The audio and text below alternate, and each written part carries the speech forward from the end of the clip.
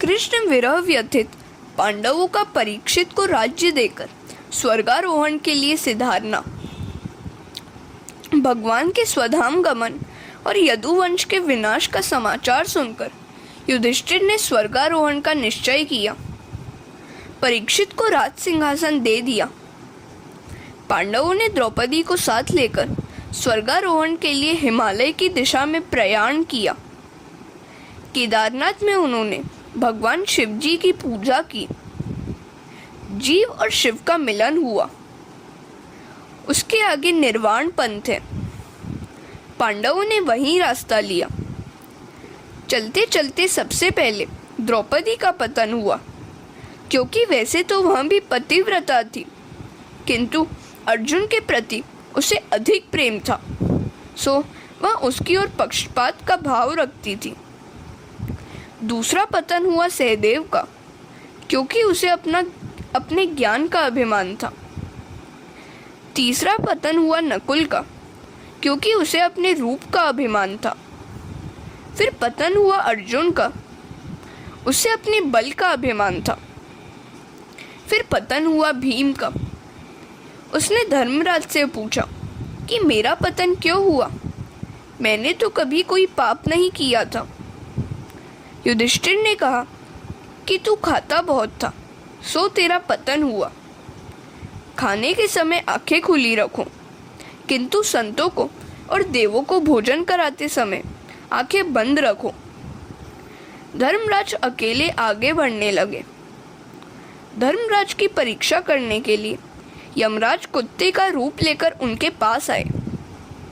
उन्होंने दूसरा भी रूप लिया और युधिष्ठिर से कहा कि मैं तुम्हें स्वर्ग में ले जाऊंगा, किंतु तुम्हारे पीछे पीछे कुत्ता चला आ रहा है, उसे स्वर्ग में प्रवेश नहीं मिलेगा। तो युधिष्ठिर ने कहा कि जो मेरे साथ साथ चला आया है उसे मैं अकेला कैसे छोड़ दूं? उसे छोड़कर मैं स्वर्ग में नहीं जा सकता। 7 कदम साथ चलने वाला मित्र बन जाता है। धर्मराज सदैव स्वर्ग गए। तुकाराम भी सभी को राम राम करते हुए स्वर्ग गए थे। आमही जातो आमुच्या गावा, आमचा राम राम ध्यावा, ऐसा कहते हुए वे स्वर्ग गए। मीराबाई भी सदैव स्वर्ग को गई थी। वे द्वारिकाधीश में सदैव समा गई थी, लीन हो गई थी। मेवाड़ में उनको बहुत कष्ट मिला था, सो उन्होंने मेवाड़ छोड़ दिया। उनके जाने के बाद मेवाड़ बहुत दुखी हुआ। वहाँ यवनों का आक्रमण हुआ। राणा जी ने सोचा कि मीरा फिर मेवाड़ आए तो देश सुखी हो। राणा जी ने ब्राह्मणों को और भक्तों को मीरा को बुलाने के लिए भेजा। मीरा ने उनसे कहा कि कल यदि मेरे द्वारिकानाथ की अनुज्ञा मिलेगी तो मैं आपके साथ आऊंगी। अगले दिन मीरा ने दिव्य श्रृंगार किया। वे आतुर थी कि आज उन्हें अपने गिरधर गोपाल से, अपने प्राण प्रियतम श्री कृष्ण से मिलना है। मैं संसार में अब रहना नहीं चाहती, कृपा करो मेरे नाथ। कीर्तन के साथ साथ वे नर्तन भी करने लगी। आज उनका अंतिम कीर्तन था। द्वारिकानाथ ने उनको अपने हृदय से लगा लिया। मीरा सदैव द्वारिकाधीश में विलीन हो गई। कृष्ण भक्ति से उनका शरीर इतना दिव्य हुआ था कि वह सशरीर कृष्ण में विलीन हो गई। आत्मा और परमात्मा का मिलन कोई आश्चर्य की बात तो नहीं है, किंतु कृष्ण प्रेम से जड़ शरीर भी चेतन बनता है और चेतन में विलीन हो जाता है। दिव्य पुरुष शरीर परमात्मा में जा मिलते हैं। प्रयाण और मरण में भेद है। अंतिम श्वास तक नित्य कर्म करता रहे उसका प्रयाण कहा जाएगा, और मलिन अवस्था में हाय हाय करता हुआ देह छोड़े उसका मरण कहा जाएगा। पांडव प्रभु के धाम गए। उनकी मृत्यु उजागर हो गई, क्योंकि उनका जीवन श्रेष्ठ था और शुद्ध था। उन्होंने अपने जीवन काल में कभी धर्म को छोड़ा नहीं था। हरे कृष्ण। धन की अपेक्षा धर्म श्रेष्ठ है। धन इस लोक में कुछ सुख देता है और कभी कभी दुख भी देता है, किंतु धर्म तो जीवन और परलोक दोनों को उजागर करता है। धर्म मृत्यु के बाद भी साथ साथ आता है। अब परीक्षित राज करने लगे। उन्होंने धर्म से प्रजा पालन किया, 3 अश्वमेध यज्ञ भी किए। अश्वमेध यज्ञ के समय घोड़े को मुक्तता से विचरण कराया जाता है। वासना ही घोड़ा है, वासना कहीं बंधती ही नहीं है। आत्मस्वरूप में विलीन होने पर ही वह अंकुशित होती है। किसी विषय में वासना फंस न जाए, इसका ध्यान रखना जरूरी है। इंद्रिय, शरीर और मनोगत वासना का नाश ही 3 यज्ञ हैं। परीक्षित ने यह 3 यज्ञ किए, 4था यज्ञ बाकी था। बुद्धिगत वासना का नाश तो सुखदेव जी जैसे ब्रह्मनिष्ठ गुरु की कृपा से ही होता है। अतः 4था यज्ञ अभी तक नहीं हुआ था। शुद्ध आचार हो तो विचार शुद्ध होते हैं। जल शुद्धि और अन्न शुद्धि की मर्यादाओं के पालन से सिद्धि मिलती है। आचार शुद्ध रखो, स्वेच्छाचारी का पतन होता है। परीक्षित के आचार अति शुद्ध थे, अर्थात धर्मशास्त्र कथित मर्यादा के अनुसार थे, सो उनमें कली पुरुष का प्रवेश न हो सका। कली ने सोचा कि परीक्षित कुछ पाप करे तो मैं उसमें प्रवेश पा जाऊंगा। राजा के मन में पहले प्रवेश करूं तो प्रजा में भी प्रविष्ट हो पाऊंगा। समाज को सुधारना अब अशक्य सा हो गया है, किंतु व्यक्तिगत जीवन तो सुधर सकता है। आचार और विचार से जो शुद्ध होता है उसके घर में कली नहीं आ सकता। आज भी कुछ वैष्णव घर ऐसे हैं जिसमें कली प्रवेश नहीं पा सका है। शास्त्र की रचना मनुष्य के कल्याण के लिए ही की गई है। जो आचार धर्म छोड़ देते हैं उसके विचार भी अशुद्ध हो जाते हैं। धर्म माता पिता है। पत्नी की पसंदगी हो सकती है, माता पिता की नहीं। धर्म का परिवर्तन नहीं किया जा सकता। वर्णाश्रम धर्म के पालन से आचार शुद्ध हो सकते हैं। गाय की सेवा करो। गाय खाती तो घास है, किंतु देती है दूध।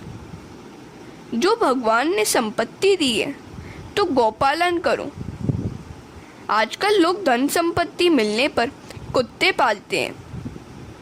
कुत्ते का अनादर करने की बात नहीं है, किंतु मर्यादा को छोड़कर अधिक प्रेम न करो। आंगन में आए हुए कुत्ते को रोटी खिलाना धर्म है, किंतु कुछ लोग उसे अपनी मोटर पर बिठाकर घूमते फिरते हैं।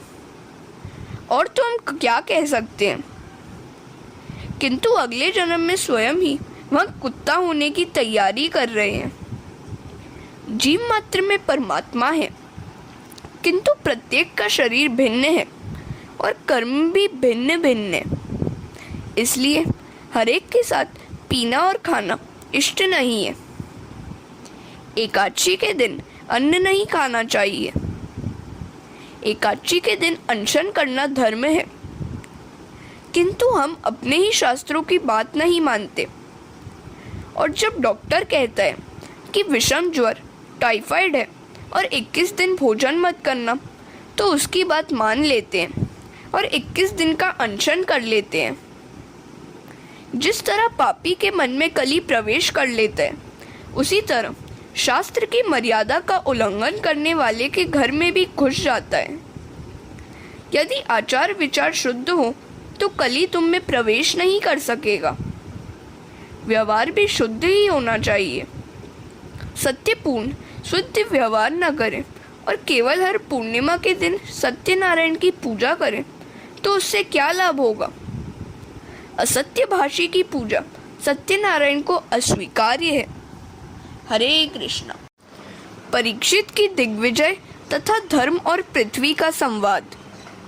एक दिन एक आश्चर्यजनक घटना हुई। परीक्षित दिग्विजय करने निकले हैं। घूमते फिरते वे सरस्वती नदी के किनारे पर आए। वहाँ गाय बैलों को एक काला पुरुष लकड़ी से पीट रहा था। बैल धर्म का स्वरूप है और गाय पृथ्वी का स्वरूप है। गाय की आंखों से आंसू बह रहे हैं। धर्म रूप बैल उससे दुख का कारण पूछता है।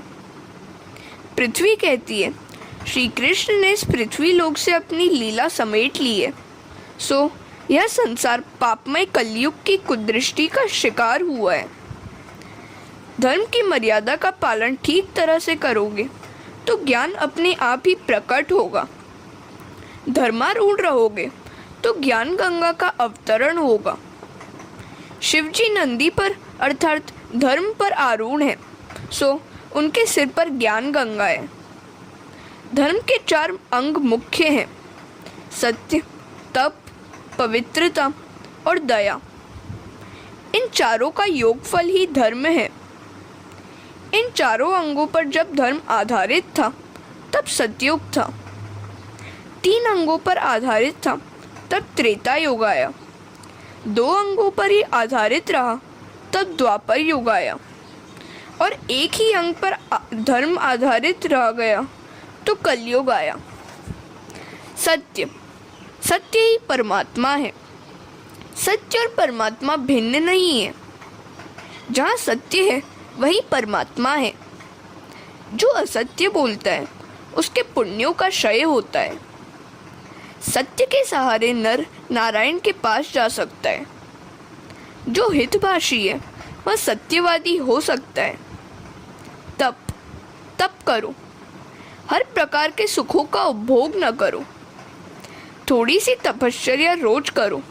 जो हर एक प्रकार के लौकिक सुखों का उपभोग करता है उस पर परमात्मा कृपा दृष्टि नहीं करते।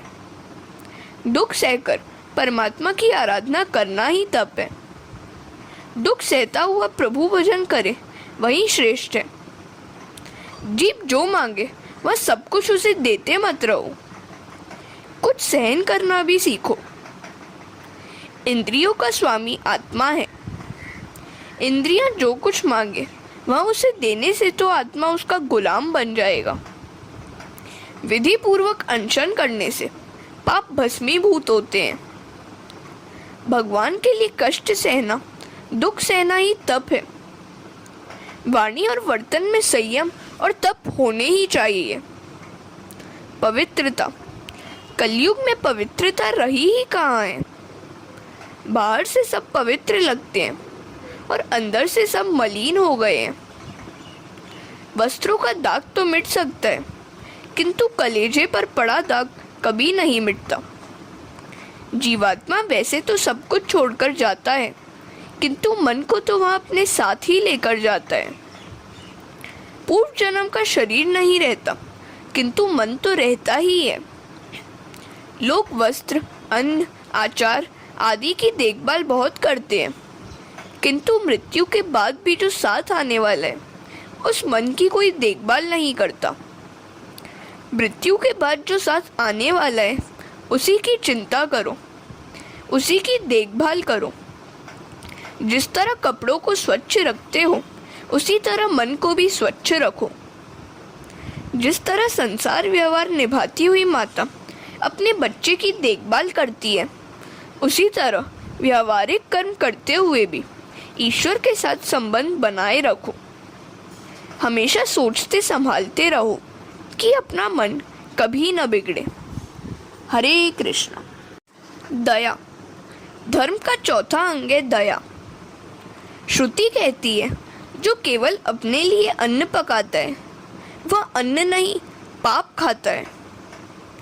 धर्म के इन 4 चरणों में सत्य सर्वश्रेष्ठ है, सर्वोपरि है। महादेव में सत्यदेव की कथा है। महाभारत में सत्यदेव की कथा है।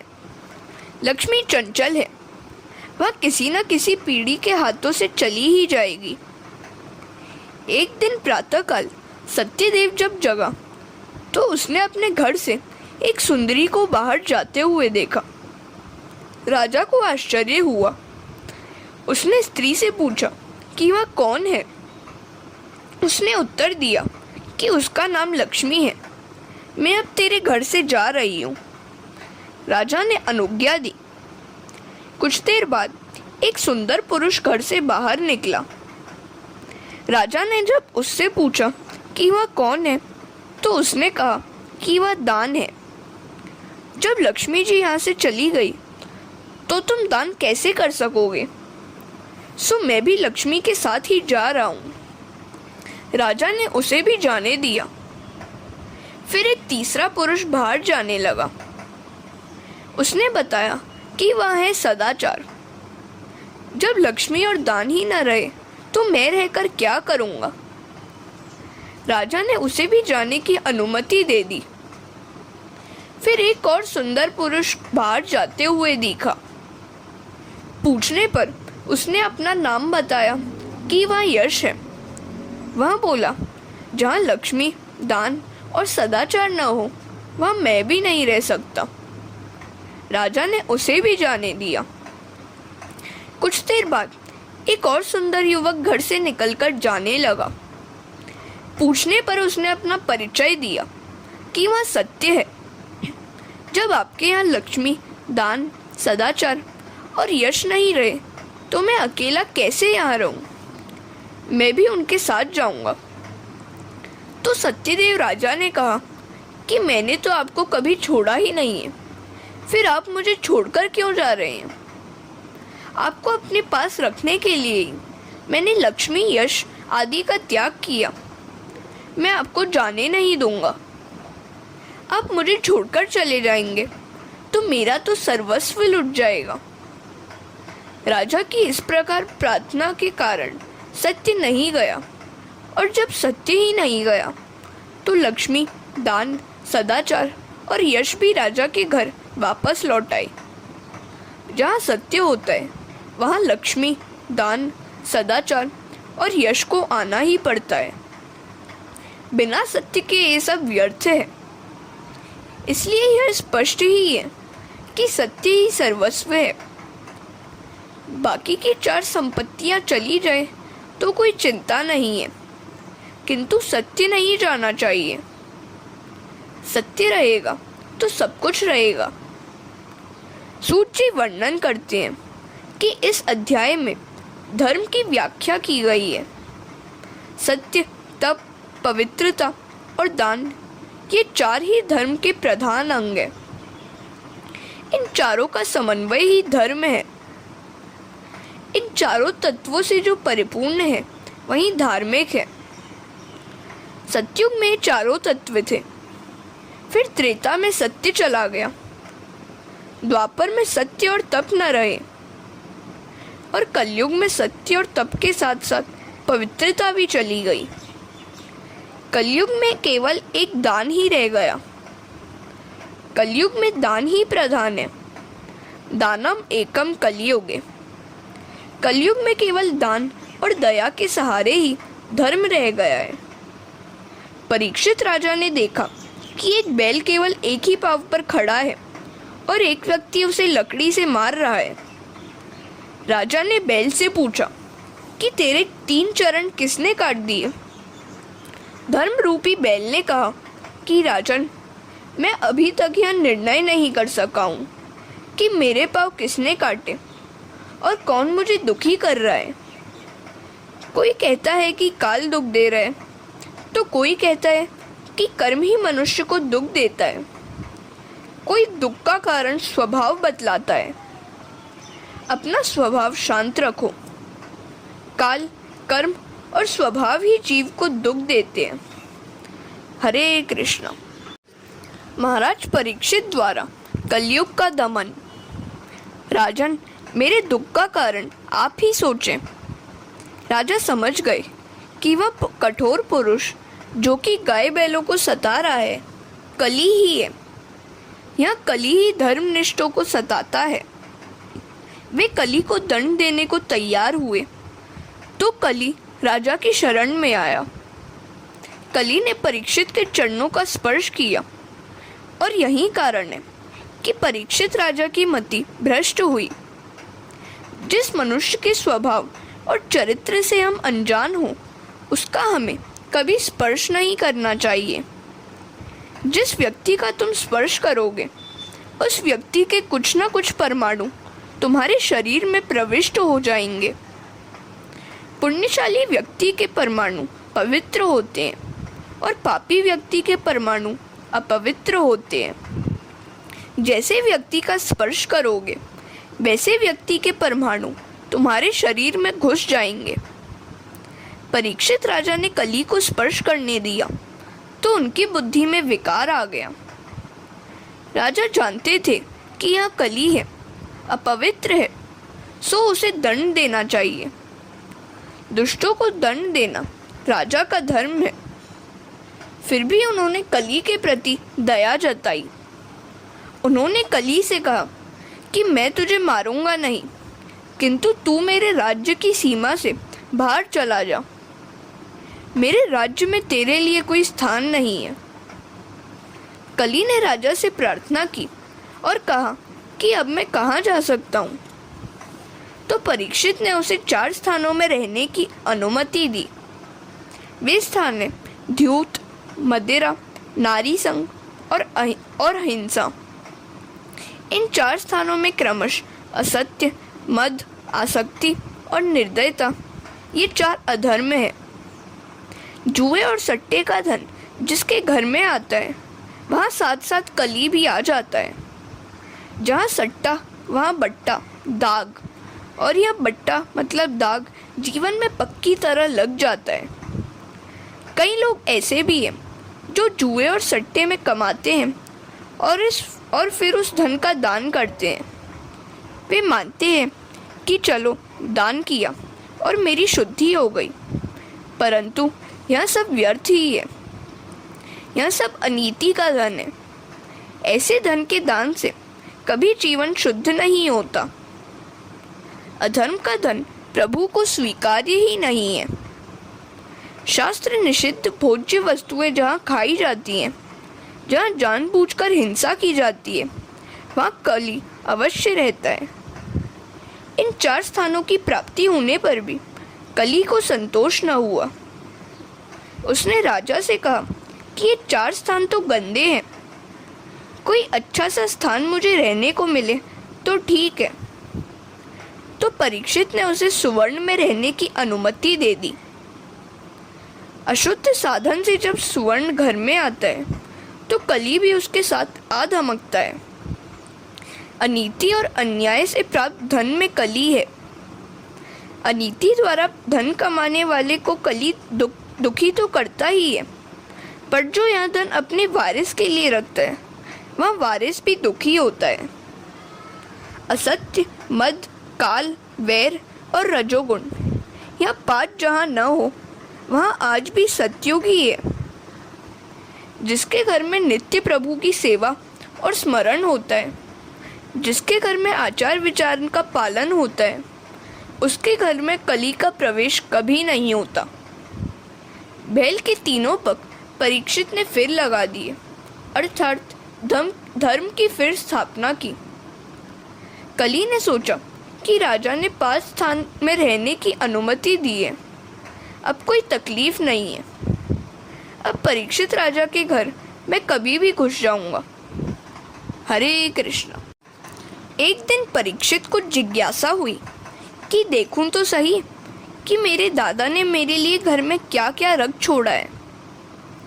एक पेटी में स्वर्ण मुकुट मिला। बिना कुछ सोचे ही राजा ने मुकुट पहन लिया। यह मुकुट तो जरासंध का था। जरासंध के पुत्र ने सहदेव से वह मुकुट मांगा था कि मेरे पिता का मुकुट मुझे दे दो। मुकुट लौटाने की सहदेव की इच्छा न थी। फिर भीम जबरदस्ती यह मुकुट लाया था। सो यह धन अनीति का था। अनीति का धन उसके कमाने वाले को और वारिस को भी दुखी करता है। इसलिए उस मुकुट को पेटी में बंद करके रखा गया था। आज परीक्षित ने देखा तो उसे पहन लिया। वह मुकुट अधर्म से लाया गया था, इसलिए उसके द्वारा कली ने परीक्षित की बुद्धि में प्रवेश किया। इस मुकुट को पहनकर परीक्षित राजा वन में शिकार करने गए। यहाँ एकता शब्द का प्रयोग किया गया है। राजा वैसे तो कभी शिकार करने के लिए जाते नहीं थे, किंतु आज गए हैं। अनेक जीवों की हत्या की। मध्याह्न काल होने पर राजा को भूख और प्यास सताने लगी। उन्होंने एक ऋषि के आश्रम में प्रवेश किया। शमीक ऋषि समाधि में लीन थे। कोई संत जब ध्यान में बैठे हों वहां मत जाना। यदि जाना पड़े तो प्रणाम करके लौट आओ। उस समय लौकिक बात न छेड़ो। प्रभु के साथ एक होने की इच्छा संत की होती है। लौकिक बातें उनके तप, ध्यान, भजन में बाधा रूप बनेंगी। परीक्षित ने सोचा कि इस देश का मैं राजा हूँ, फिर भी ऋषि मेरा स्वागत क्यों नहीं करते हैं? शायद स्वागत न करने का नाटक ही वे कर रहे हैं। राजा की बुद्धि में कली ने प्रवेश कर लिया था। अतः शमीक ऋषि की ही सेवा करने की अपेक्षा राजा ऋषि से कर रहे हैं। उन्हें दुर्बुद्धि ने आ घेरा। उन्होंने एक मरा हुआ शमीक ऋषि के गले में पहना दिया। उन्होंने तपस्वी का अपमान किया। अन्य को अपमानित करने वाला स्वयं अपना ही अपमान करता है। अन्य को छलने वाला खुद अपने को ही छलता है, क्योंकि सभी में आत्मा तो एक ही है। राजा ने शमीक ऋषि के गले में तो मरा हुआ सांप पहनाया, किंतु ऐसा करके उन्होंने अपने गले में तो मानो जीवित सांप ही पहना लिया। सर्प काल का स्वरूप है। सर्प साक्षात काल का स्वरूप है। सभी इंद्रिय वृत्तियों को अंतर्मुख करके प्रभु में स्थिर हुआ ज्ञानी जीवी शमीक ऋषि है। ऐसे ज्ञानी जीव के गले में सर्प पहनाने का अर्थ है काल को मारना। जितेंद्रिय योगी का काल स्वयं मरता है, अर्थात काल उसे प्रभावित नहीं कर सकता। राजा का अर्थ है रजोगुण में फंसा भोग प्रदान विलासी जीव। ऐसों के गले में सर्प लटकता है, अर्थात जीवित सर्प उसके गले में है। हरे कृष्ण। राजा परीक्षित को श्रृंगी ऋषि का श्राप। शमीक ऋषि के पुत्र श्रृंगी ने जब यह बात जानी तो वह क्रोध से भड़क उठा कि ऋषि का अपमान करने वाला यह राजा क्या समझता है अपने मन में। उसने सोचा कि ब्रह्म तेज अब भी जगत में विद्यमान है, मैं राजा को श्राप दूंगा। श्रृंगी ने श्राप दिया कि राजा, तूने तो मेरे पिता के गले में मरा हुआ सांप पहना दिया, किंतु आज से 7वें दिन तुझे तक्षक नाग डसेगा। परीक्षित ने अपने सिर से मुकुट उतारा तो तुरंत उसे अपनी भयंकर भूल का भान हुआ। मैंने आज पाप किया। मैंने मति भ्रष्ट होकर ऋषि का अपमान किया। जब मति भ्रष्ट हो जाए तो मान लो कि कुछ न कुछ अशुभ अवश्य होगा। पाप हो जाए तो उसका विचार करके अपने शरीर को सजा दो। भोजन करने से पहले सोच लो कि मेरे हाथों से कुछ पाप तो नहीं हो गया। जिस दिन पाप हुआ उस दिन अनशन करो, तो फिर कभी पाप नहीं होगा। धन्य है परीक्षित राजा, उसने जीवन में एक बार ही पाप किया था, किंतु पाप हो जाने के बाद उसने पानी तक नहीं पिया।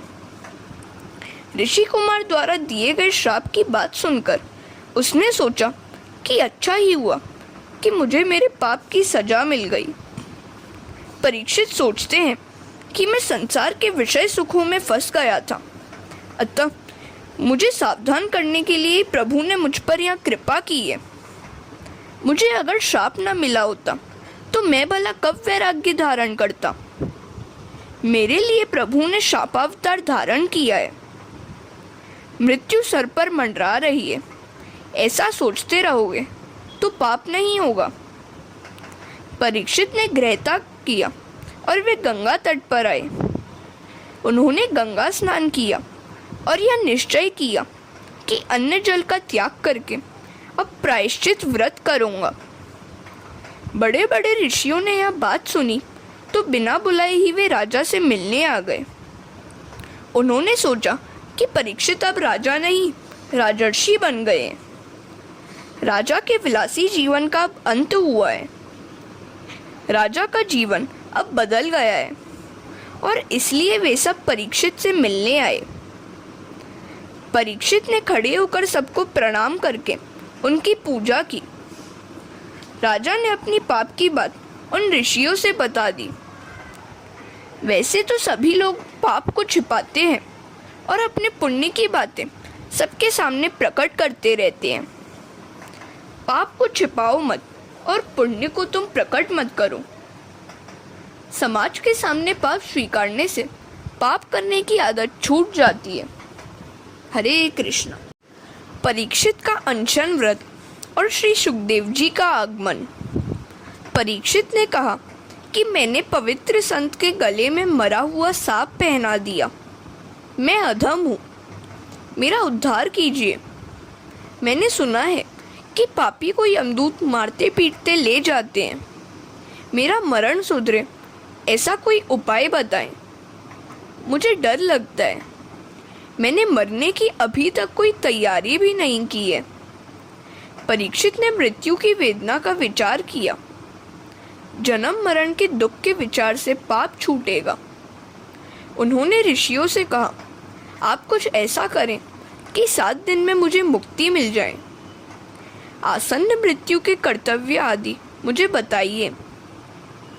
समय अधिक नहीं है।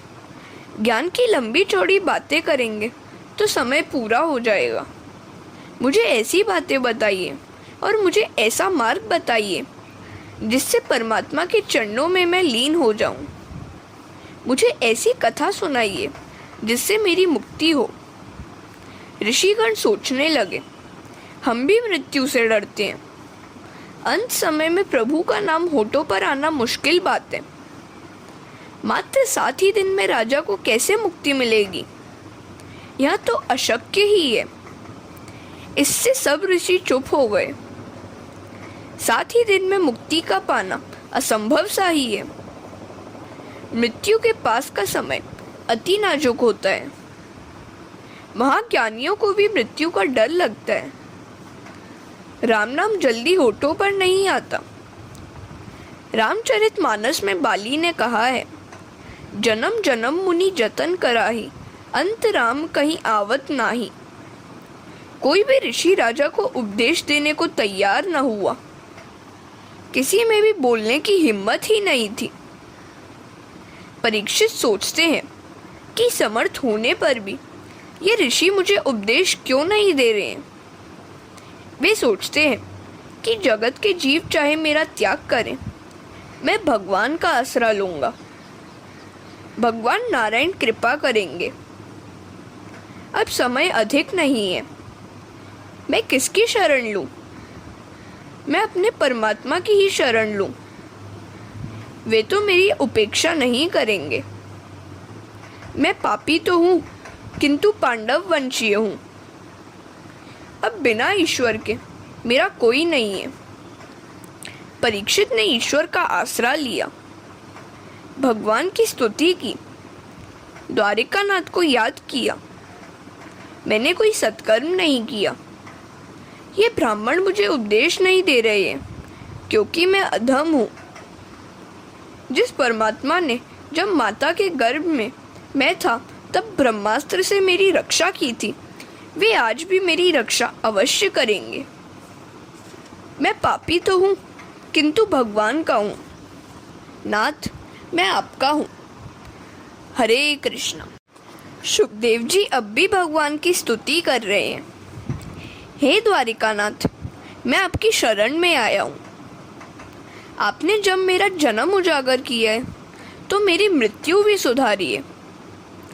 परमात्मा ने श्री सुखदेव जी को प्रेरणा दी कि वहां जाओ, शिष्य योग्य है। परीक्षित के जन्म को सुधारने के लिए द्वारिकानाथ स्वयं आए थे, किंतु मुक्ति देने का अधिकार केवल शिव जी का है। इसलिए भगवान शिव जी से कहा। सो भगवान शिव जी के अवतार सुखदेव जी वहां पधारे। संहार का काम शिव जी का है, अतः परीक्षित की मृत्यु को सुधारने के लिए सुखदेव जी पधारे। सुखदेव जी दिगंबर हैं। वासना का वज्र छूट गया था। 16 वर्ष की अवस्था है। कमर पर न तो मेखला है और न लंगोटी। आजान बाहु है। वक्षस्थल विशाल है। दृष्टि नासिका के अग्रभाग पर स्थित है। मुख पर बालों की लट बिखरी हुई है।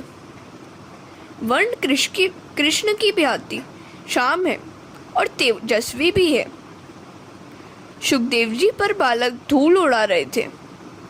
नागा बाबा चला, नागा बाबा चला। किंतु सुखदेव जी मानो यह सब कुछ जानते ही नहीं है। वृत्ति ब्रह्माकार है। वे ब्रह्म चिंतन करते हुए देह से आभान हो गए हैं।